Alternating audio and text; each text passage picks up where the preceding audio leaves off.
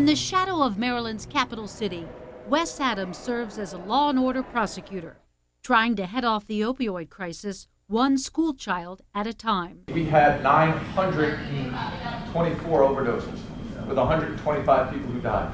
To Adams, this is personal. His brother-in-law, Nick, abused prescription medicine until it led to heroin, which killed him earlier this year. For a long time, he did a good job hiding it from us. Unless we change culturally how we look at this, it could be you tomorrow, it could be me, it could be really anybody.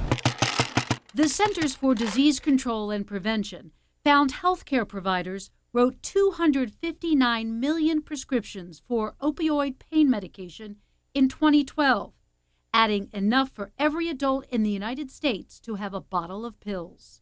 A recent article in a Johns Hopkins University publication found that a bottle of OxyContin no more heals an aching back than a lollipop heals a skinned knee.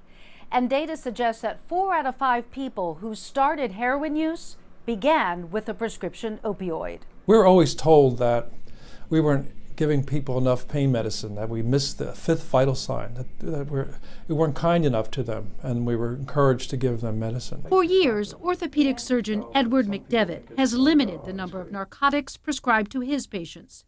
He lost 2 brothers to addiction. I think doctors finally realized that we're part of the problem, and they were giving the medicine too many pills to too many patients. But critics say there are not enough physicians with that attitude, and they point to continuing medical education requirements, or CMEs, which are tied to licensing, as one of the reasons why. One of those critics, Dr. Ingvild Olsen with the American Society of Addiction Medicine. Her grade for continuing education? At this point, I would say that we've probably moved from an F to a D, maybe a D+. When we surveyed states in March, we found at least 33 did not have any mandatory CMEs related to controlled substances or pain management. And they have to want to do it and really understand that they do have a role, a very important role in helping to address the epidemic.